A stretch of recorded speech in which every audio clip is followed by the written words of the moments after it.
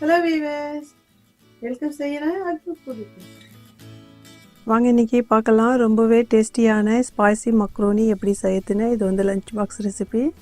நான் 200 gram boil பண்ணி pasta எடுத்துருக்கேன். அடுப்பில் நான் பேன் வச்சுருக்கேன். தேவையான அளவு எண்ணெய் போட்டுங்க. நான் 3 டேபிள் ஸ்பூன் எண்ணெய் போட்டிருக்கேன். எண்ணெய் காஞ்சிருச்சு. அரை டீஸ்பூன் ஜீரகம் போட்டுக்கலாம். கொஞ்ச நேரம் பொரியட்டும். 1 டேபிள் ஸ்பூன் இஞ்சி பூண்டு விழுது போட்டு இதனுடைய பச்சை ஸ்மெல் போகிற வரைக்கும் நல்லா நம்ம வதக்கலாம்.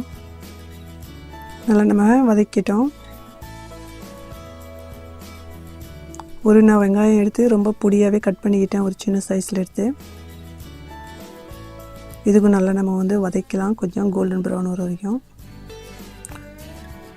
பாருங்கள், கொஞ்சம் நல்லா செவந்து வந்துருச்சு வெங்காயம். நானே மீடியம் சைஸு 2 தக்காளிக்கு எடுத்து ரொம்ப பொடியாகவே நறுக்கிட்டேன், இந்த மாதிரி சைஸு. இதுக்கு நல்லா நம்ம வதக்கலாம். கொஞ்சம் நம்ம இதில் சால்ட் போட்டுக்கலாம், இந்த தக்காளி வதங்கிறதுக்கு ஹெல்ப் ஆகும். நம்ம இப்போ மீடியம் ஃப்ளேமில் வைக்கணும். மூடி போட்டு நம்ம இந்த தக்காளி வேகிற வரைக்கும் நம்ம வந்து இதுக்கு வேக வைக்கணும். மீடியம் ஃப்ளேமில் வைங்க.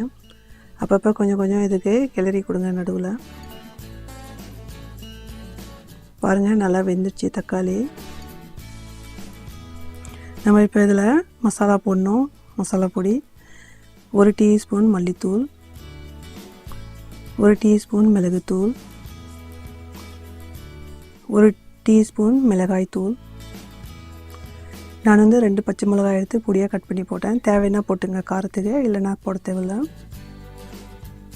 நம்ம வந்து இந்த மசாலாவுக்கு ஒரு 2 நிமிஷத்துக்கு பச்சை வாசனை போகிற வரைக்கும் நல்லா வதக்கலாம். மீடியம் ஃப்ளேமில் வச்சு வதக்குங்க. நான் வந்து ஒரு 50 கிராம் கேரட் எடுத்து ரொம்ப பொடியாக கட் பண்ணிக்கிட்டேன். 50 கிராம் குடமிளகாய் இதுக்கும் பொடியாக கட் பண்ணிக்கிட்டேன். இப்போ இதுவும் கொஞ்சம் நேரத்துக்கு நம்ம வதக்கலாம். நம்ம ஒரு 5 நிமிஷத்துக்கு மீடியம் ஃப்ளேமில் வச்சு காய்க்கு வேக வச்சுக்கலாம். நம்ம 5 நிமிஷத்துக்கு வேக வச்சிட்டோம். நம்ம பொடியாக அந்த காய்க்கு கட் பண்ணதால் அவ்வளோ டைம் இழுக்காது வேகிறதுக்கு. இப்போ நம்ம வந்து இதில் கரம் மசாலா 1/2 டீஸ்பூன் போட்டுக்கலாம். 1/4 டீஸ்பூன் மஞ்சள் தூள்,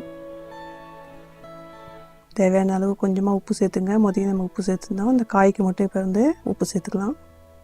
கொஞ்சம் நேரம் நம்ம இதுக்கு கிளறிக்கலாம். இப்போ வந்து நம்ம டமாட்டோ கெச்சப் வந்து 1 டேபிள் ஸ்பூன் போட்டுக்கலாம். இது நல்லாயிருக்கும் இந்த டேஸ்ட் இதில் போட்டால்.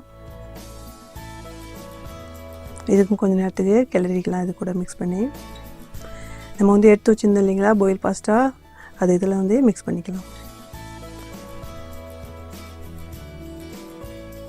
நம்ம பொடியாக கட் பண்ண மல்லித்தவைக்கு தேவையான அளவு தூவிக்கலாம்.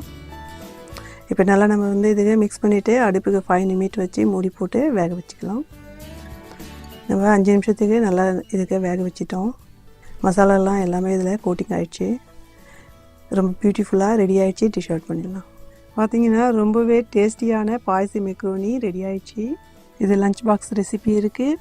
இந்த வீடியோ லைக் பண்ணியிருந்தீங்கன்னா லைக் பட்டனுக்கு ப்ரெஸ் பண்ணுங்கள். மறக்காத காமெண்ட் பண்ணுங்கள். பக்கத்தில் இருக்கிற பெல் ஐக்கான் பட்டனுக்கு ப்ரெஸ் பண்ணுங்கள். லைக் பண்ணுங்கள், ஷேர் பண்ணுங்கள். Enjoy food.